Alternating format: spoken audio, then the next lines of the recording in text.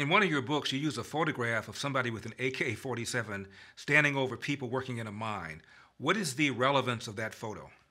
Todd Rowe and I, my co-author, we debated about using that because the subtitle of the book is basically helping citizens understand the environmental degradation and humanity atrocities occurring for, you know, going green. And that picture says it all because that was taken in Africa and it represents a family mining. Like I said, there's no environmental regulations, there's no labor regulations, and that one picture kind of summarizes all the messages in the book. All right, let's talk China. As you know, we've got supply chain problems, and that's complicated, but it is in part because of our growing dependence on products and goods from China. If we move towards a so-called renewable energy scheme, aren't we becoming even more dependent on China? 100% correct. Yeah, like I say, mining for lithium and cobalt, that is dirty. I mean, we're trying to shut down coal in the United States, mining for coal, but mining for lithium and cobalt, those are really dirty. I mean, you can't do that in the United States. You'd never get a permit. The environmentalists would not like to do that. So it's done in countries that, like I say, they have no regard for the land. The environmental degradation is huge, and once they've stripped what they want out of it, they move to a different site, and there's no reclamation. They just move to another location. So they in China they use a lot of slave labor.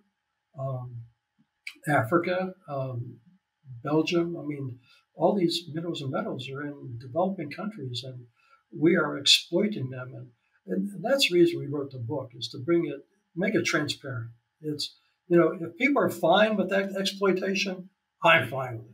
But I just want to let you know. I mean, personally, I will not buy an EV. It's for ethical reasons because I know where the battery came from. All the lithium and cobalt that makes that battery, I won't buy it because I know where it's a dirty battery. And it's it's a personal decision on my end. But I'd like people to know what's going on around the world. It's out of sight, out of mind. But it's not out of mind if you're living over there. So we just want to make that transparent. Now, Ron, when President Biden calls you and asks you to give him some advice on what his energy policy should be, you're going to say what? I'm going to ask him, how's he going to replace crude oil? It's basically that simple because, as I mentioned, there's three fossil fuels, and he's lumped them all into one.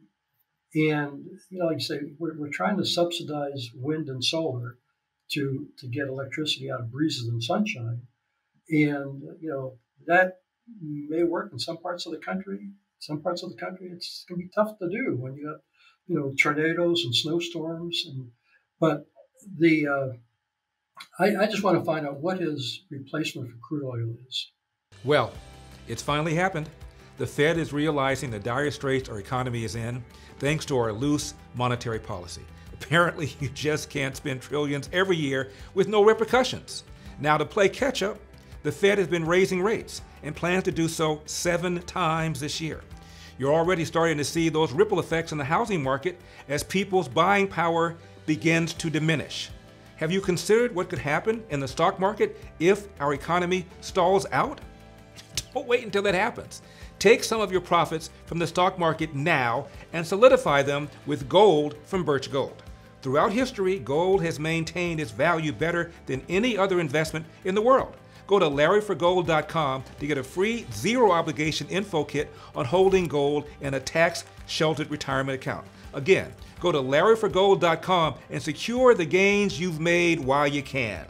Join the thousands of happy Birch Gold customers with countless 5-star reviews and an A+ rating with the Better Business Bureau. I trust the pros at Birch Gold. Go to LarryForGold.com and protect your future with gold. Ron, respond to this business about what Joe Biden has said. Jen Psaki said it. His chief of staff, Ron Klain, has said it. The oil companies are, quote, sitting on 9,000 unused permits. And here they are complaining that they need to have more access to federal land and offshore to drill, while they're sitting on these 9,000 permits. It's always 9,000, not 8,500, not 10,000. It's 9,000 permits, unused permits. What in the world is he talking about? Well, Biden is flip-flopping. He basically, wants to shut down fracking. He wants to shut down all the drilling, and then so he basically has everybody, retrenching, and then when we wind up short of oil, he says you got to, go again. So you can't start and stop this. It takes a long time, and cities have taken it upon themselves to follow Biden's direction, and they've made it almost impossible to get a permit. I know I'm here in California, and oil production here keeps going down and down and down. And, like I said, we keep importing more and more because demand's not going away. We're not going to basically dictate the demands of people changing their lifestyle. And so the demands continue to rise.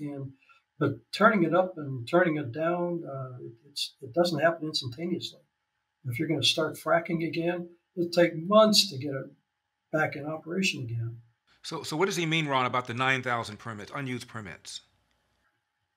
That I'm really not sure. I mean, he's counting something, but there are areas that are producing. They know what's producing, and if it's affordable and viable and economical, they go for it.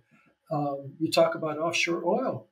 Here in California, we got a lot of offshore oil, but with the current technology, if we were, you can't get a permit in California. Newsom's not going to let that happen. But you could basically access all of that oil with slant drilling. You would drill it from land. There would be no offshore drilling to access the offshore oil.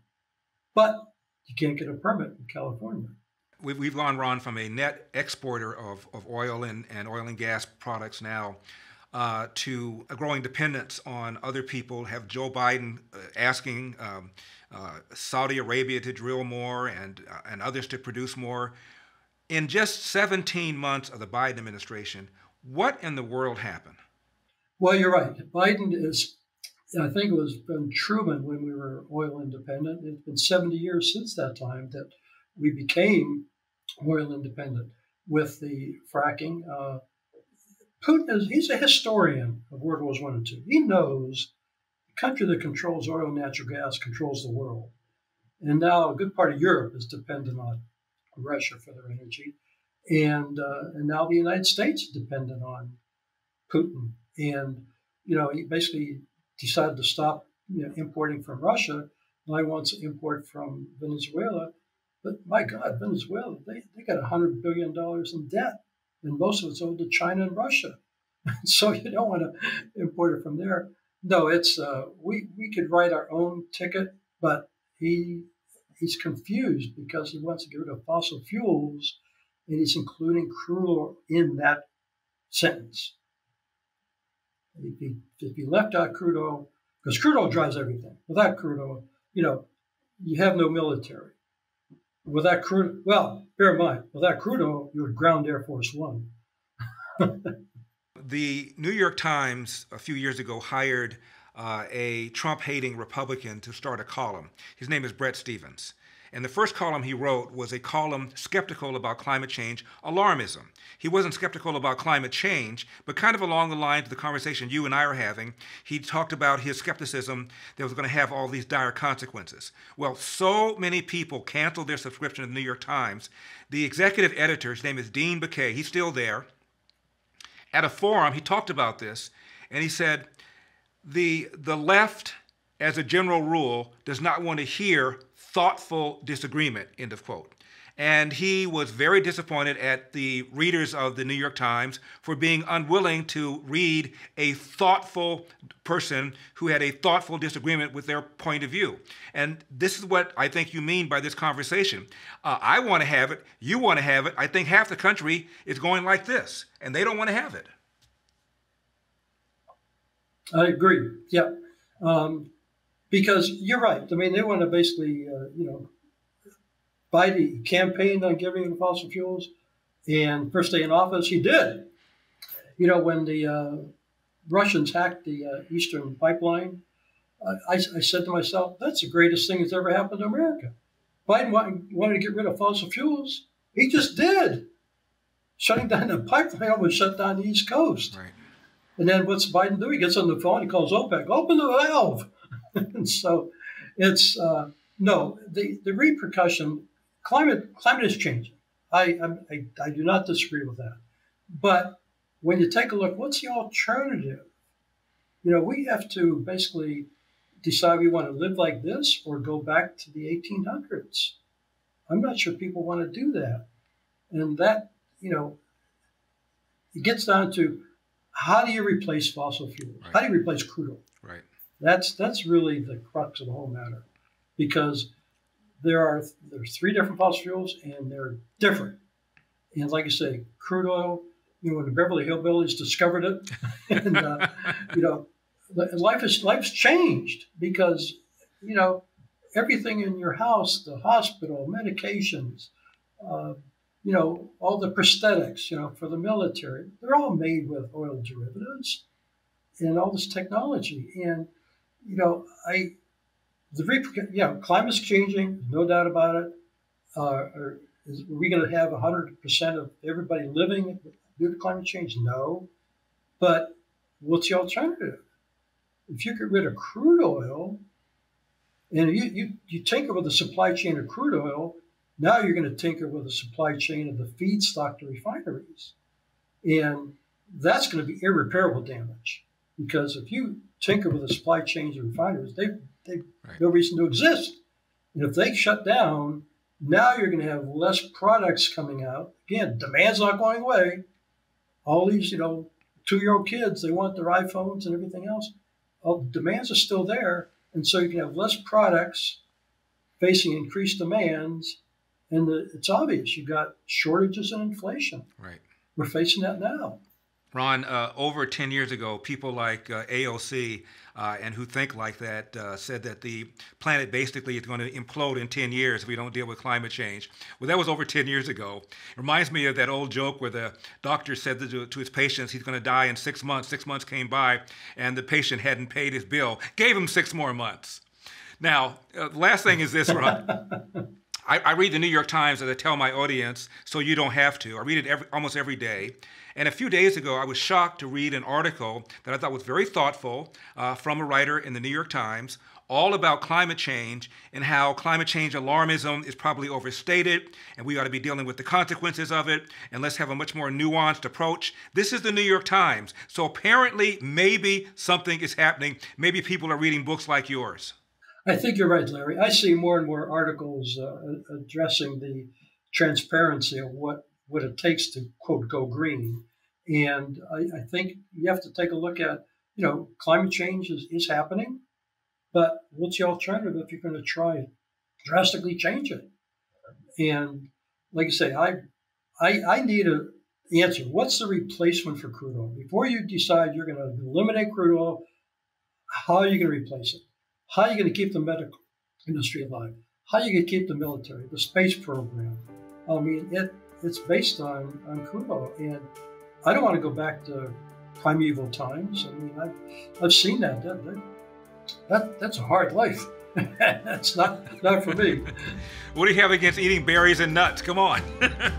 Well, that's all for today's Larry Elder on YouTube. We're now showing a shorter version of our show on YouTube. That's after being censored and demonetized for a whole year.